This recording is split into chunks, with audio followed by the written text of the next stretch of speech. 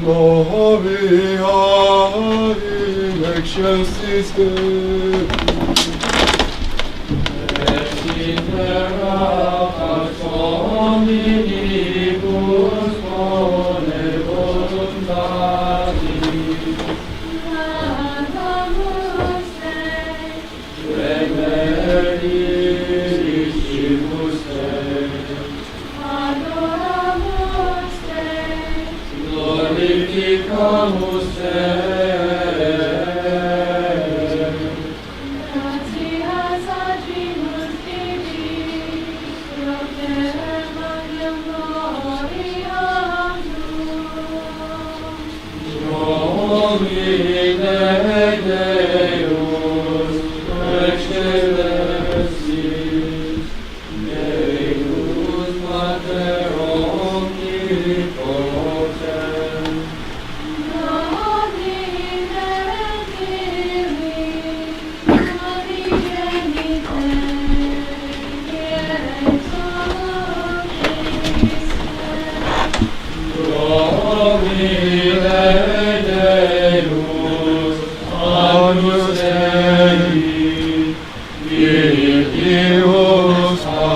Beati.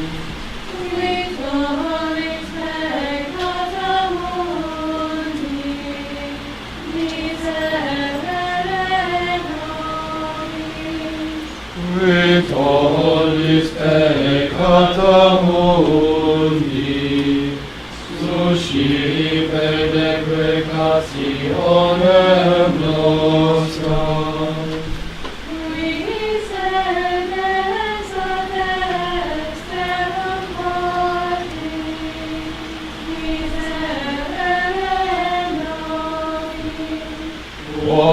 Omnium tuus onus sanctus, tuus solus altissimus, Dei Christe.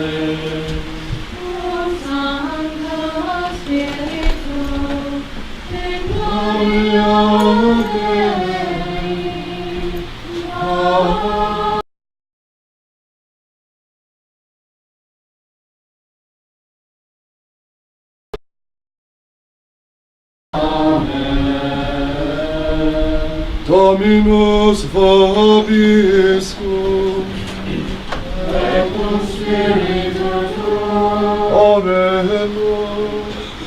Omnipotens et misericors Deus, decoros munere venidut tibia fidelibus tuis, digne adabilitas habeatur, tribueque quesumus nobis, ut ad promissionis tuas, sine offensione coramus, per Dominum nostrum Iesum Christum Filium Tuum, qui tecum vivit et regnat, in unitate Spiritus Sancti Deus, per omnia saecula saeculorum.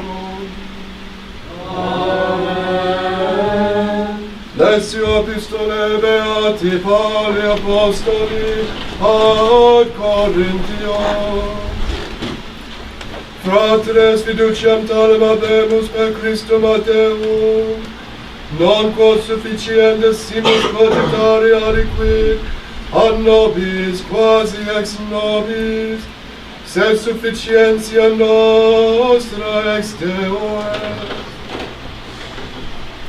Qui et idoneus nos feci ministricat, quos in ministratio mortis literis deformat in lapidibus fuit in gloria, iter nos possit intendere Fili Israel in faciem Moisi, propter gloriam votus eus, quevacuatur. Quo modo non magis, ministratio Spiritus erit in gloria, non si ministratio damnationis gloria est, multo in gloria.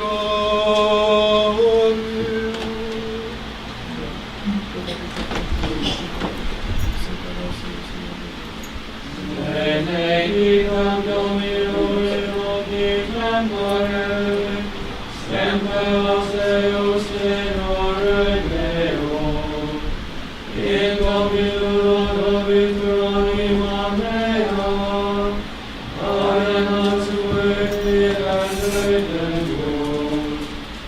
Alleluia, alleluia.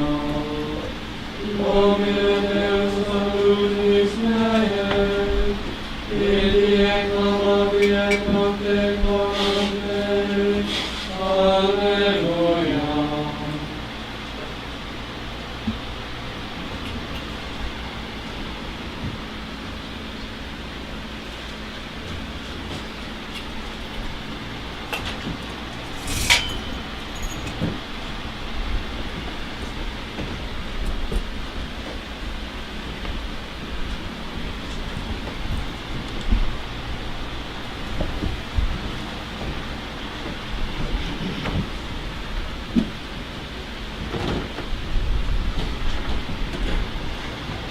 Dominus vobiscum, Et cum spiritu tuo, sequentia Sancti Evangelii, secundum lucam.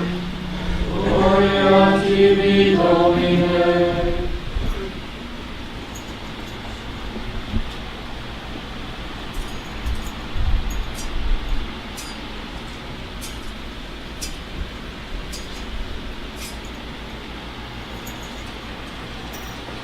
In illo tempore dixit Iesus discipulis suis, beati oculi, qui videnque vos videtis. Dico enum vobis quam multi propheti et reces, voluerum videre que vos videtis, et non viderum et audire que auditis, et non audierum.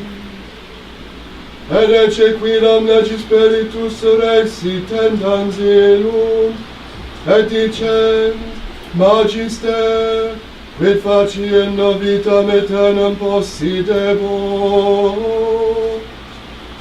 ad inedicit ad eum, in lege quid scriptum est, quam modo legit.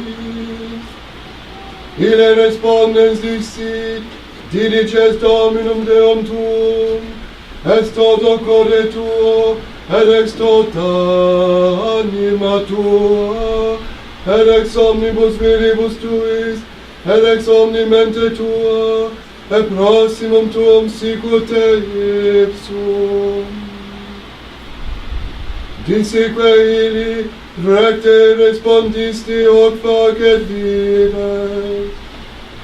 Ille autem volem justificare se ipsum, dixit ad Iesum, equis est meos proximus. Suscipiens autem Iesus dixit, homo quidam descendebant ab Jerusalem in Jericho, et incidit in latrones, qui etiam disponea verum Deum, et plagis in positis abierum, semi-vigo relicto. Accidiratemus sacerus quidam descendere, eadem via, et viso illo preterivi. Similiter vita, cum esse secus locum, et videro Deum petransi. Samaritanus autem quidam, ite faciens venit secus eum, evidens eum misericordiam motus est. Era proprians aligavi vulnere eus, infundens oleum et vinum, et imponens illum in iumentum suum, duxit in stabulum et curam eos egit. Et altera die, rotuli tuos denarios, et edit stabulario, et ai, curam ilius abe, et quocumque superogaveris, ego cum rediero redemptivi. Quis orum triumvitetur tibi proximus fuisse illi, qui incidit in latrones, ad ille dixit, qui fecit misericordiam in illum. Et aedidi Iesus ade, et tu facim liber.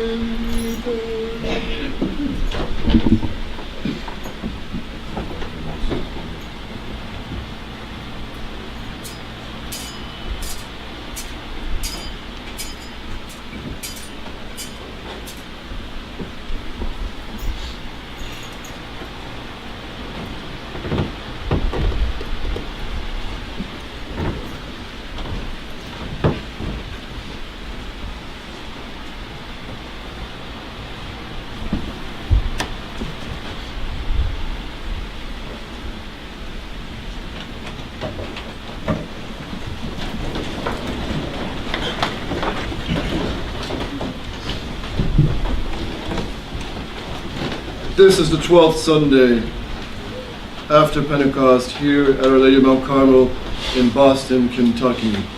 The epistle is taken from St. Paul's letter to the Corinthians, chapter 3. Brethren, such confidence we have through Christ towards God, not that we are sufficient to think anything of ourselves as of ourselves, but our sufficiency not in the letter, but in the Spirit. For the letter killeth, but the Spirit quickeneth. Quickeneth means gives life.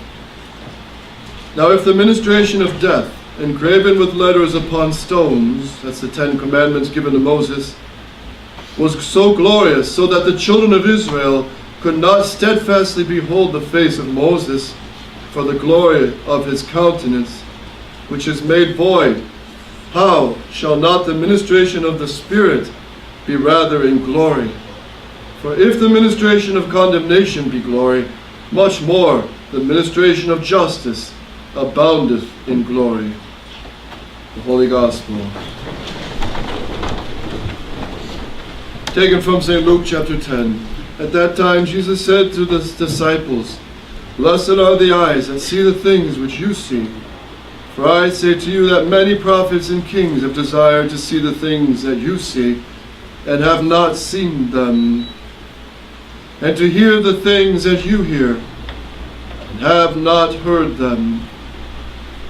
And behold, a certain lawyer stood up, tempting him, and saying, Master, what must I do to possess eternal life? But he said to him, What is written in the law? How readest thou? He answering said, Thou shalt love the Lord thy God with thy whole heart, and with thy whole soul, and with all thy strength, and with all thy mind, and thy neighbor as thyself. And he said to him, Thou hast answered rightly. This do, and thou shalt live. But he, willing to justify himself, said to Jesus, And who is my neighbor? And Jesus answering said, There was a certain man who went down from Jerusalem to Jericho, and fell among robbers, who also stripped him, and having wounded him, went away, leaving him half dead. And it chanced that a certain priest went down the same way, and seeing him, he passed by. In like manner also a Levite, when he was near the place and saw him, passed by.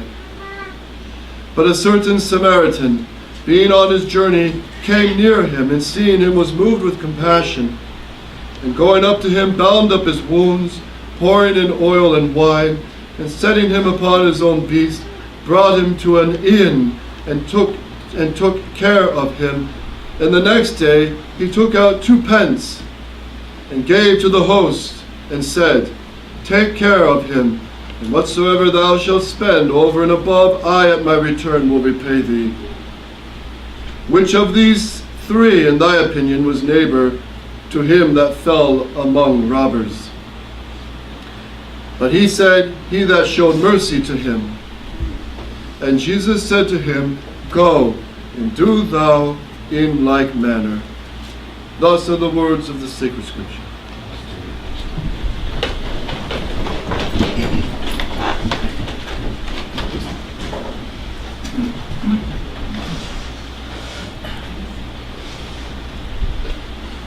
There will not be a Mass here tomorrow or Tuesday. Both Father Pfeiffer and Anita Oregon, and a baptism out there. Father Pfeiffer has been on a world circuit in Australia, Philippines, India, and today I think he's in Toronto, Canada. So we're going to be having the young adults gathering on September 1st, 2nd, 3rd, and 4th. So any young adults are most welcome to come. And it's a great few days of adventures and prayer and conferences, everything the young people need, who are bombarded with all the spirit of the world, all the immodesty, the impurity, the apostasy. So come and get some fresh air, and it may help find vocation for some of our young adults. It's not the good old days when you used to go to the parish church in the small towns and meet all the other big families, and you can meet a pretty girl and see her father, her mother, and likewise for the boys, which was a healthy way of meeting a girl, meeting a future spouse. And the families dating was not one-on-one, which is a modern perverse thing, which has led to the peril and damnation of many and broken marriages. But rather, the dating is a social thing. And courtship was always something regarding the whole family. They never thought of going off one-on-one. And if they did go someplace, there was always Aunt Matilda or Aunt Bertha or Uncle Fred in the back seat, who would be there to be the supervisor or the chaperone, which is a big bad word for the modern liberal world, chaperones. But look how it's destroyed so many young people. This whole idea of acting married before marriage has destroyed so many good marriages and so many innocent souls. And the rock music pushes it, the movies push it, the whole attitude of the whole modern world pushes girls acting loose like prostitutes and boys acting like irresponsible yahoos. And it's really, we got to stop with this nonsense. We got to rebuild the way the Catholic Church has always rebuilt. And that's the purpose for this young adults gathering, helping these young people start off well and find their vocations, and hopefully inspire also religious and priestly vocations. So that's the young adult gathering, September 1st, 2nd, 3rd, and 4th. In the name of the Father, Son, Holy Ghost, Amen. We have the great gospel and the parable given out of the mouth of Christ himself. Who is this Samaritan that has pity on the poor, beat up guy on the street? Who is this Samaritan? All the fathers of the church say it's our Lord himself. He's the one that had pity on the human race. And he poured in oil of his sacraments and wine of his mercy. And he carried that beat up state of the human race, beat up by the devil in original sin. He carried him on his own beast, that is, took on all the sins of the human race on himself and was nailed to the cross. And he left this fallen state of humanity to the care of the hotel owner. And who's the hotel? It's the Catholic Church, the Roman Catholic Church that will last till the end of the world, despite bad priests, despite bad and cowardly and modernist bishops, despite bad popes. The Catholic Church will last till the end of the world. And this is the church we profess, this is the faith we proudly profess before the whole world. And we desire the conversion of the whole world to the Holy Catholic faith. And there's no salvation outside of any other than what Christ established as his church. And he calls it jealously, my bride. My bride. There is no other religion that he loves, no other boat to be saved than his bride, the Holy Roman Catholic Church, which includes, of course, the traditional rites of the Church, the other Eastern rites, Byzantine rite, the Maronite rite, Ukrainian rite. Traditionally, these go back hundreds and hundreds of years, even to the 1st, 2nd, 3rd century. But the queen of them all is the Roman rite because it's the rite of the Pope. And the Pope was established, his authority was established by Christ himself. That's why no one can mess with the authority of the Pope. That's why it's so good for the whole world when you have a good Pope. The whole world feels its good effects and shares in its light, and is fed by its good bread and nourishment. But when we have bad popes, and we've had now 5 bad popes as a punishment over the whole world, 5 bad popes, John the 23rd, Paul the 6th, John Paul II, John Paul I only lasted 30 days, they killed him, so maybe he, in God's eyes, was going to do something good. Pope Benedict XVI, bad news. And then this Pope Francis, who's friends with all the enemies of Christ, the sodomites, the communists, the socialists, the Freemasons, everyone that hates Christ, they all love him. And all those who love Christ tremble at the thought of this Pope. So we got to pray for Pope Francis. We pray for him every Mass. What a miracle it would be, wouldn't it, if he really had a conversion and consecrated Russia to the Immaculate Heart as Our Lady asked. That would be such a miracle of grace. But if he doesn't do it, which it doesn't look like he will, because he mocks Fatima, he mocks the Rosary, he mocks traditional Catholicism, and he's doing everything to stamp it out and crush it. That's why it's so foolish of Bishop Fillet to be saying Rome has changed. Things are better now in Rome, when they're doing everything to crush tradition. So what blindness, what blindness. So I want to tell you about a great saint that was admired by St. Alphonsus Liguori, and his feast is actually today, August 27th. But what this saint went through and what he did fits this gospel because he had mercy on the poor, orphans and poor children who were running the streets. And in those days, over 150 years ago, people did not practice birth control and kill their babies. They didn't bring them to abortion clinics to be massacred. And we've got now worldwide, the standing is well over 1 billion abortions worldwide. Do you know how many nations that makes up? When Our Lady said whole nations would be totally annihilated, maybe she also meant that horrible crime of abortion. So in those days, they didn't kill their babies. They wanted children. They wanted children.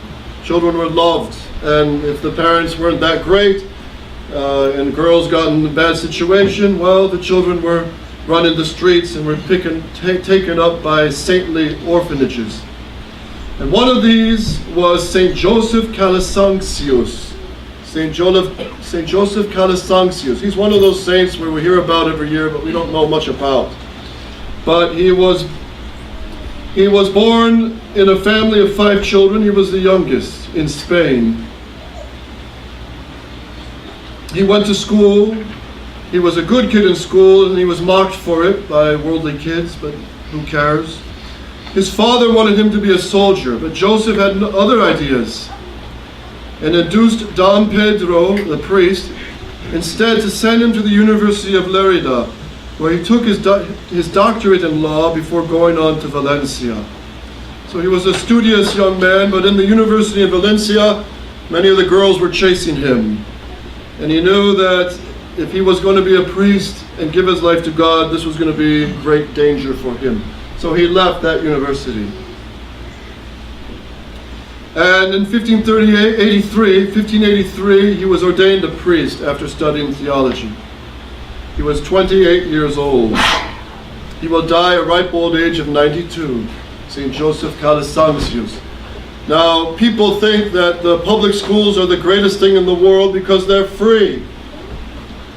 And that's a good thing, actually, if the schools were teaching the faith. If the schools were teaching the true Catholic faith and giving them the true moral formation, and mixed schools of the sexes, mixed boys and girls, especially at high school level, has always been condemned, not only by the church, but by common sense. By common sense, and I don't need to go into detail on this.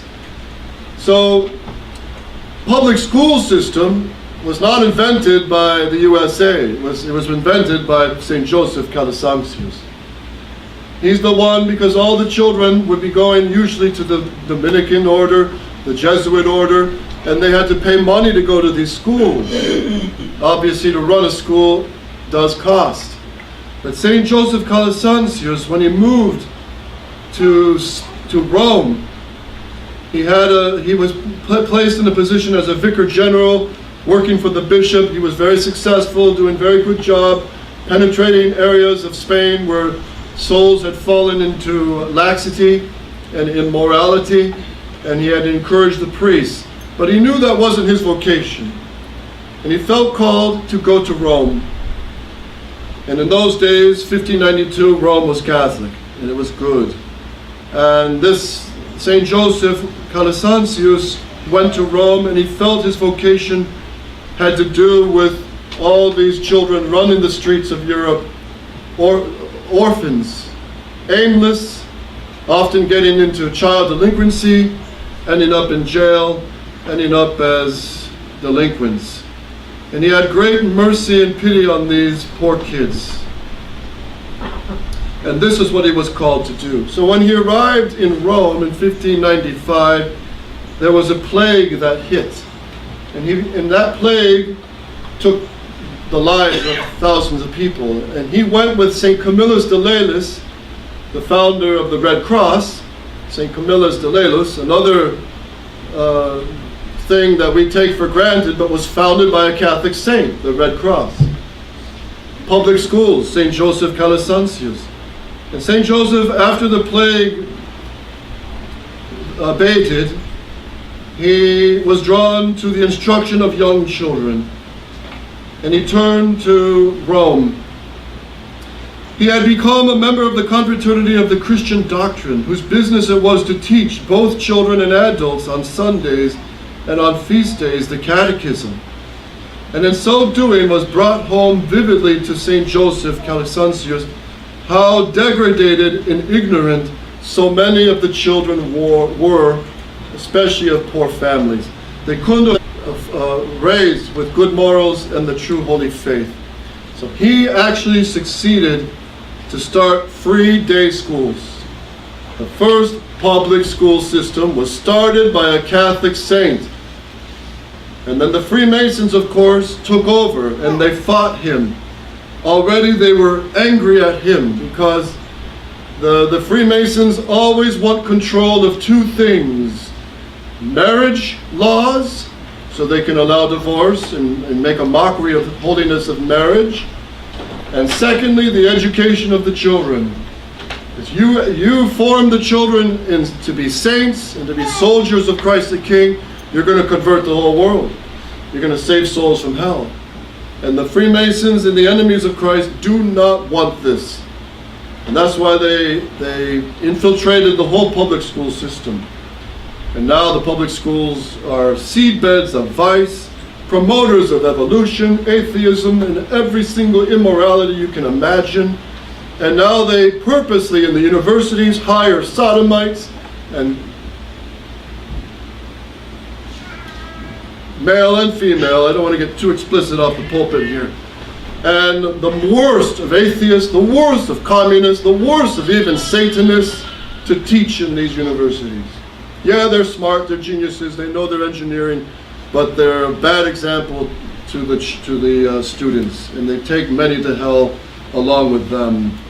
So it was St. Joseph Calasantius who started the free schools. And this is something we have to start again someday, but who can do anything free? But he did it, and he was able to start off in 1597. A public free school was opened. He was given a grant by Pope Clement VIII and later by Pope Paul V, who were able to raise funds so that he could continue his schooling. But of course, the devil was mad. Because the youth, the devil knows the value of the youth. One of the old wise philosophers of the Greek and Roman days, when he came to a town, he would always ask, the first question was, what's the state of the youth? And he knew that if the youth were strong and being formed in some morality and some good education and some athletic training and musical training, that there was hope for the future. But if the youth were useless and bums and given to vice and immorality, he knew tomorrow's days are bad. Tomorrow's days will be bad. So what does that say for our days? St. Joseph would face now many trials. He had up to now 700 students in his little school, day school. He was able to recruit the help of another priest. He turned to the Dominicans for help. They were too overburdened themselves. He turned to the Jesuits. They had their own program. They just couldn't help him as much as they wanted to. He turned to many priests, and they just didn't want to help. So he realized he had to do it himself, and it was God's vocation for him. And he did, and he undertook it. And he was always criticized heavily.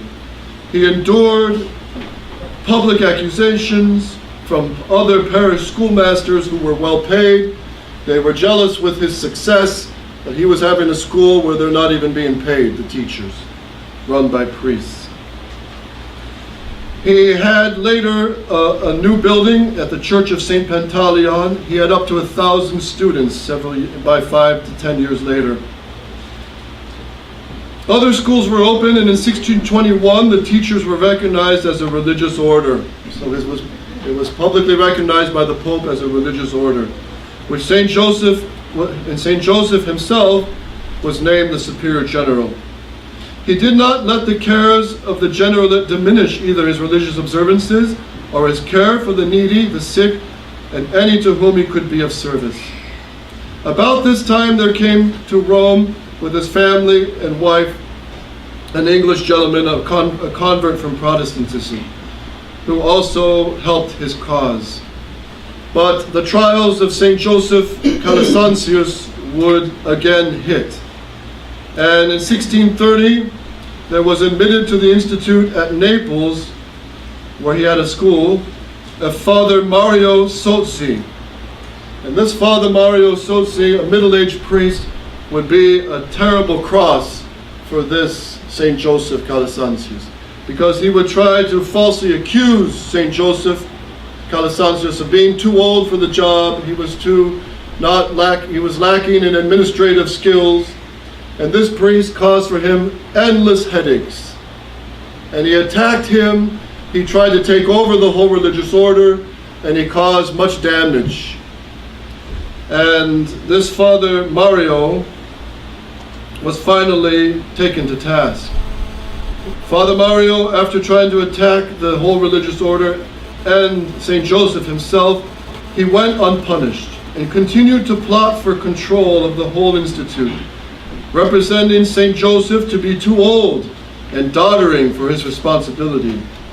He managed by deceit to get him suspended from the generalate and contrived that a visitor apostolic be appointed who was favorable to himself, Father Mario Sozzi. This visitor and Father Mario became in effect in supreme command, and St. Joseph was subject by them to the most humiliating, insulting, and unjust treatment, while the order was reduced to such confusion and impotence that the loyal members were unable to persuade the superior authorities of the true state of affairs. So imagine that. A saint starts a whole religious order that it's all a good purpose, it's doing much good for these poor kids all over Europe, and it's attacked from within. And the superiors don't understand what's going on.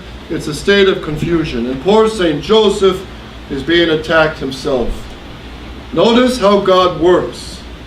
Whenever one does anything good, there's always going to be attacks. That goes for families, that goes for good marriages, that goes for religious vocations, our priestly vocation, that goes for our place here, Our Lady of Mount Carmel. How many 5 years of accusations, trials, sufferings, betrayals from within, betrayals from without, betrayals from our fathers. We don't even get holy oils officially in a public manner from our 4 bishops. So this is very similar to many good works, and we shouldn't be overwhelmed nor discouraged at the state of our fight now for the faith, this battle for the faith. So what happened? 1643, Father Mario died. And just when you thought, well, okay, we're going to have a break now, there was another priest, Father Cherubini, who continued the same destructive policies of Father Mario Sozzi. St. Joseph bore these trials with marvelous patience. The Holy See had some time previously set up a commission of cardinals to look into the whole matter. And at length in 1645, the Holy See in Rome ordered the reinstatement of St. Joseph as the Superior General. This announcement was received with great joy, but led at once to renewed efforts on the part of the malcontents who had the support of an aggrieved female relative of the Pope. So this female relative again stirred up everything against St. Joseph and the good work of the school. Thus, in his 90th year, St. Joseph saw the apparent overturning of all his works by the authority to which he was so greatly devoted, and the indirect disgrace of himself before the whole world. When the news was brought to him, he simply murmured, "The Lord gave, and the Lord hath taken away. Blessed be the name of the Lord." So at 90 years old, he sees his whole work crumble before his eyes and smashed. And was this not similar to Archbishop Lefebvre, who started in 1970 the Society of St. Pius X seminary to continue Catholic tradition? Rome came down pounding on it with suspensions, excommunications, and Archbishop Lefebvre made it very clear this is for the survival of the Catholic faith. We have to oppose and stand totally, categorically refuse Vatican II and the new Mass and all its poisons.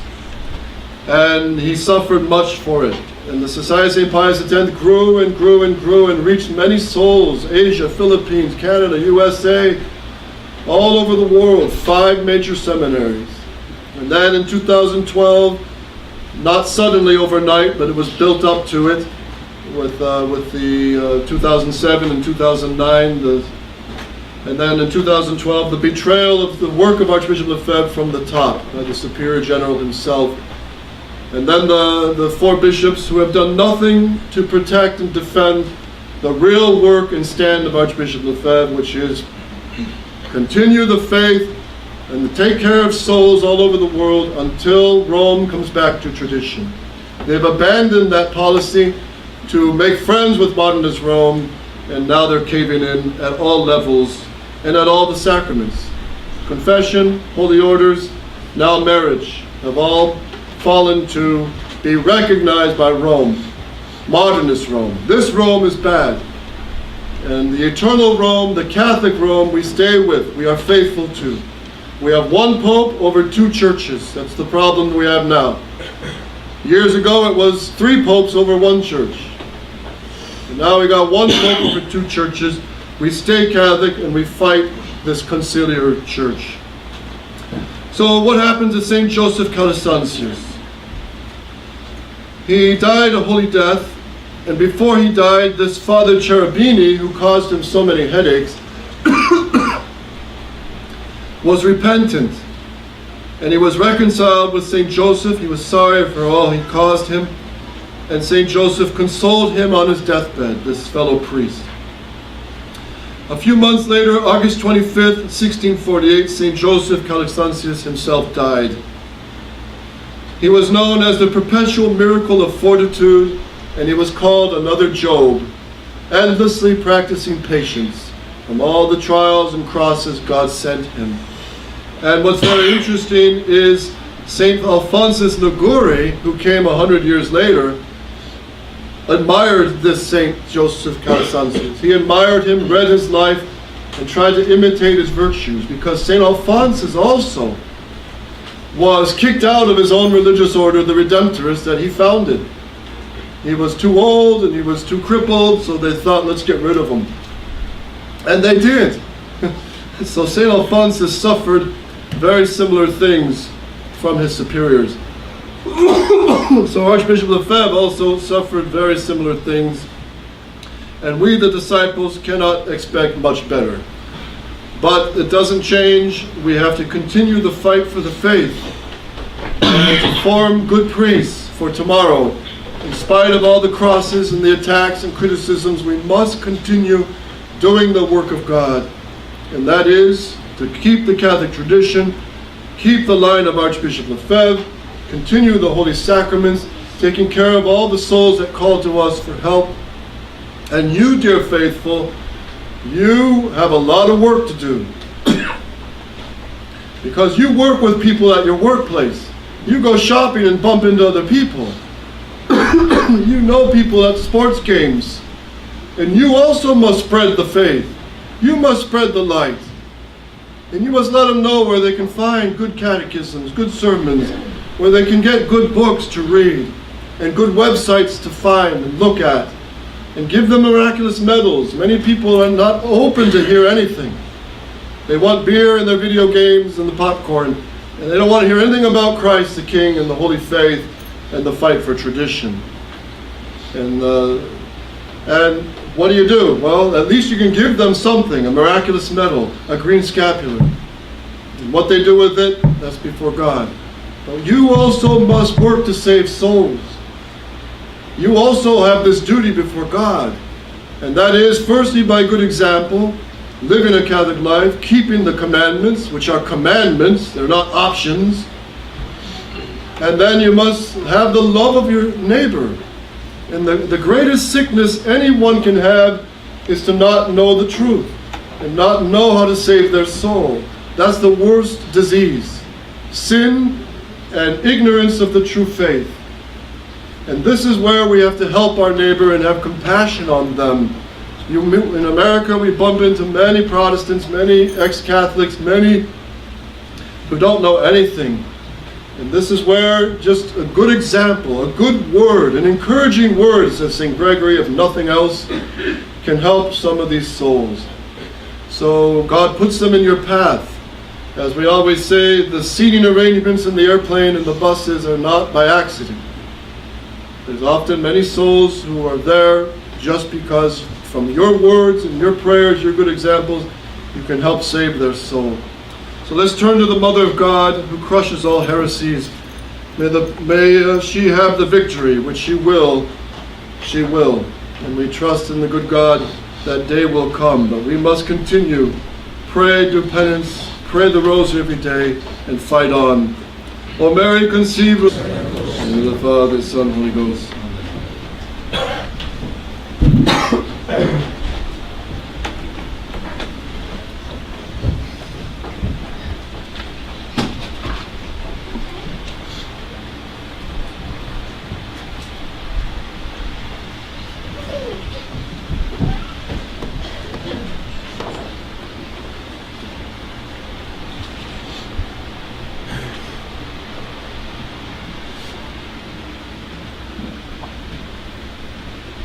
Credo in unum Deum, Patrem omnipotentem, Creatorem caeli et terrae, visibilium omnium,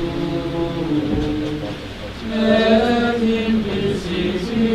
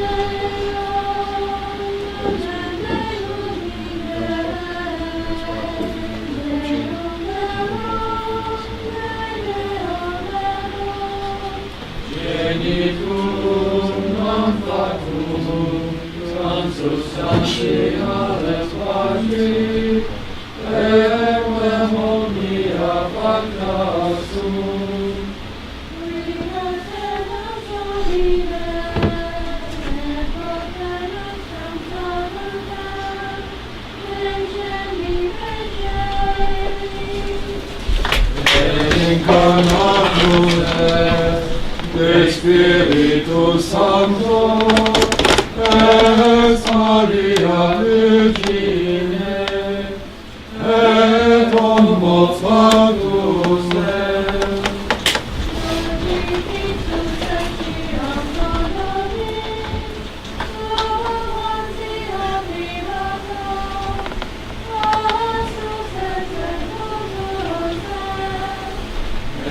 resurrexit tertiae, secundum Scriptura.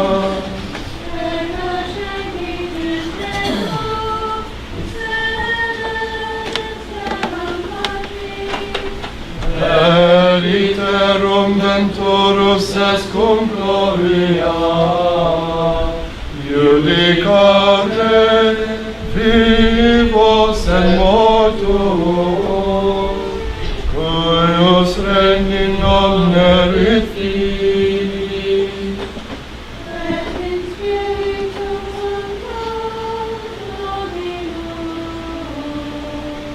et vivificante, cui ex pace filioque procedi, Qui cum Patre et Filio simo adorator et cum glorificator, qui locutor est per profeta, et unam sanctam catholicam, et apostolicam ecclesiam, confiteorum non baptisma in remissionem peccatorum, et expecto resurrectionem mortuorum, et vitam naturis seculi. Amen.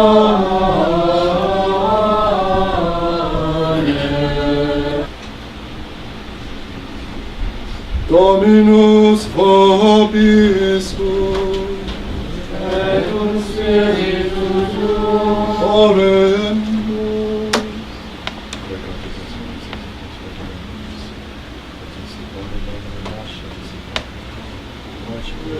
reclamatus est Moises, in prospecto Domini Dei sui, et exivi, quale Domine Deus in populo tuo, pace ire alimenture, memento nobis saepiator, qui vossos sidar defero, fluente placere, et contus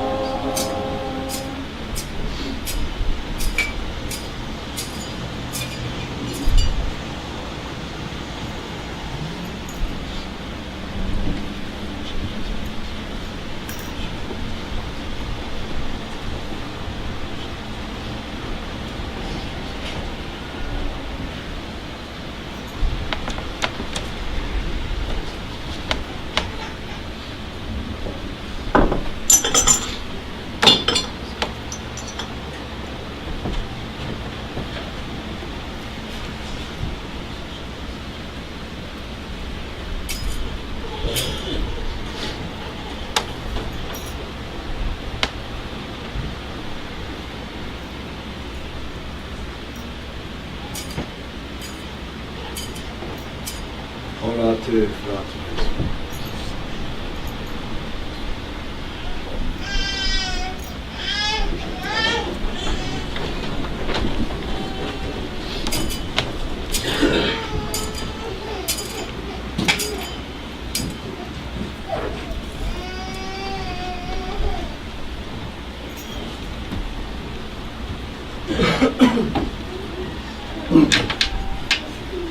Per omnia saecula saeculorum.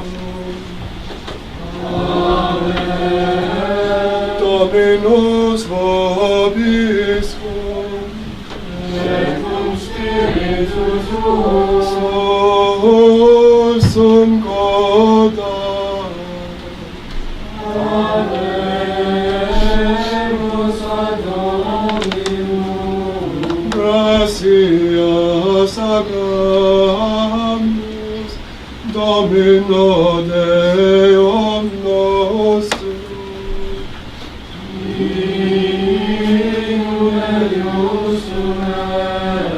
Veret in et justum est egum et salutare.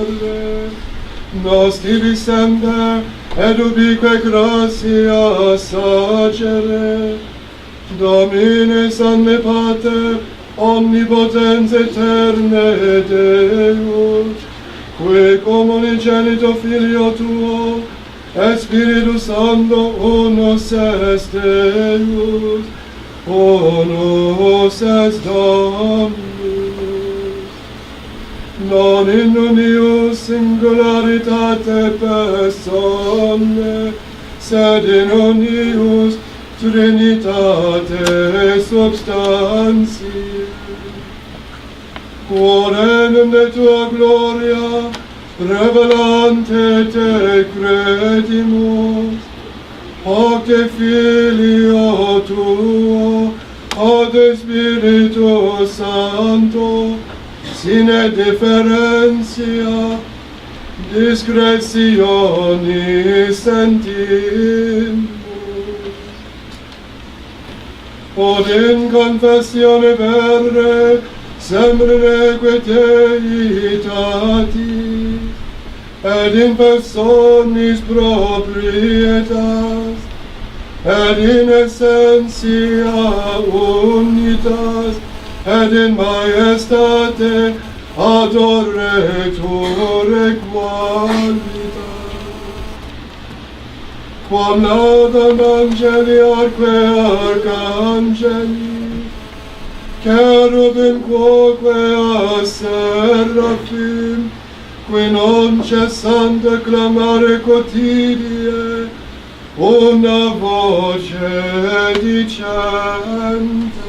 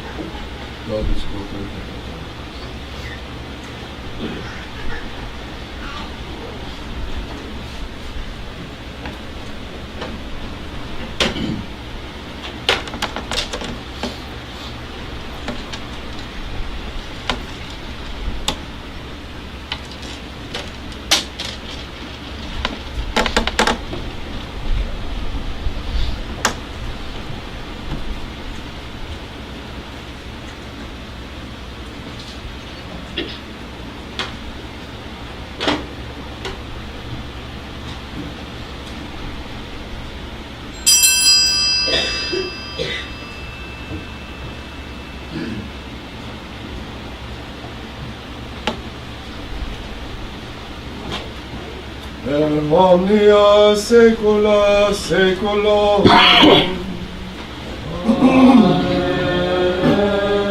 Oremus, preciati salutaribus momiti, et divina institutione formati, ademus dicere.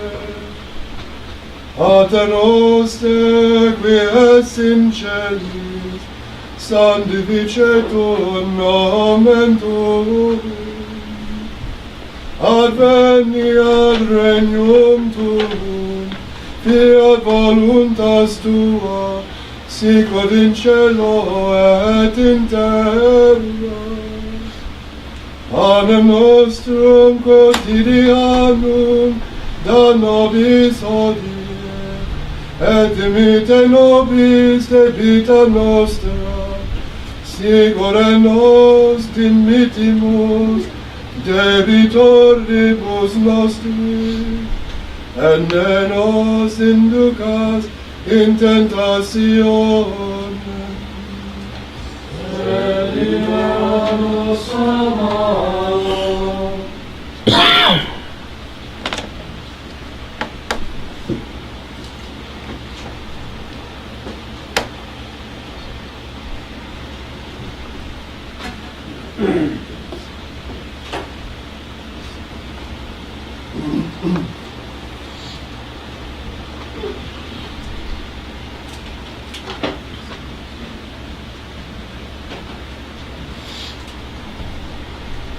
Omnia saecula saeculorum.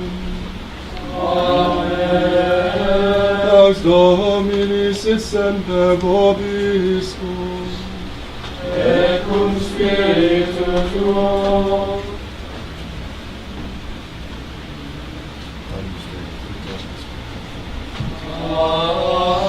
Agnus Dei, quid mollis pecata mundi, miserere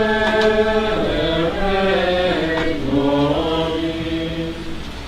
Agnus Dei, quid mollis pecata mundi, miserere nobis. Agnus Dei,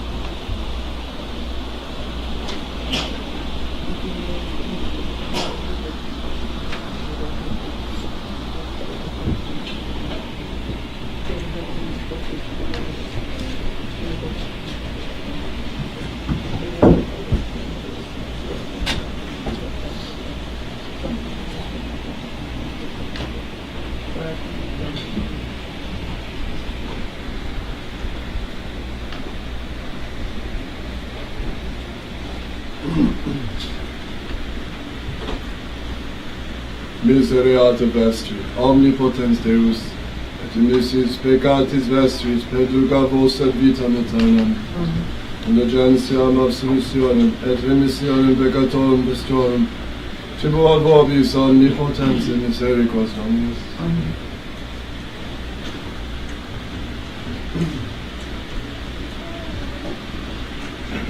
Ecce annus Dei, ecce qui tollit peccata mundi. Domine, non sum dignus, ut intresset et meum, sed anum de verbo, esse nabiter anima mea.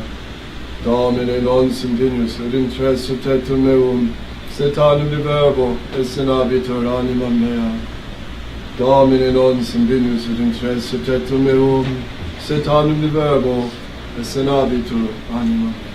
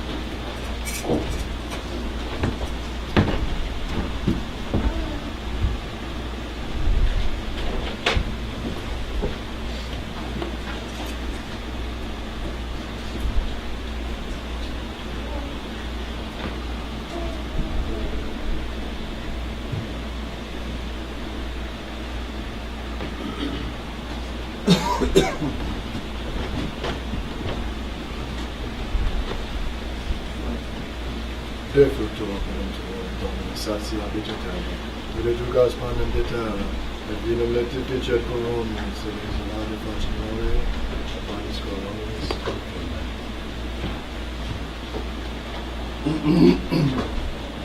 Dominus vobiscum,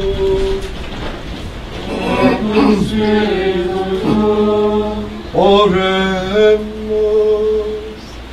vivi vicer nos, quesumus Domine, huius participatio Sancta Mysterii, et pariter nobis, expiationem tribuat et monimem, per Dominum nostrum Iesum Christum, Filium Tuum, qui tecum vivit et regnat, in unitate Spiritus Sancti Deus, per omnia saecula saeculorum.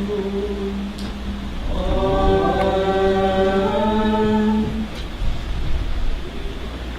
Dominus vobiscum, et cum spiritu tuo,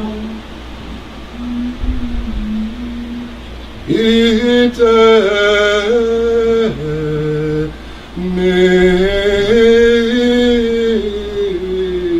misas.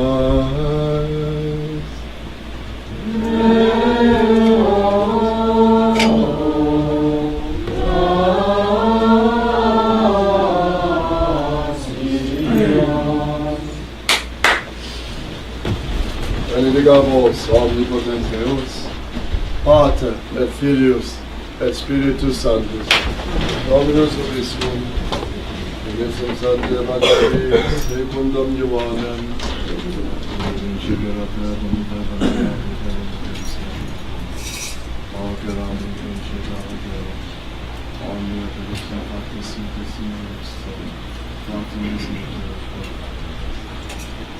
ipsa vita errata vitalis omnium metus et omnis cetem deum et omnium deum, et omnis is ad Deum cum relatio ne credit in testimony that it is in me, ut omnes credit in Deum, relatio Deus et testimony that Errandus vera, fenomenas omnem omnem veniantem et omnem, et mundo erratum omnes per ipsum factus est in mundis animantem. Proprio bene del Signore omnem recepere, o gratum recepere, Dei Deis potestatem, Filios Dei Filii, quisque credo in nomine Eus, qui non est sanguinis, neque est voluntate canis, neque est voluntate Dei, seris Deum noctis.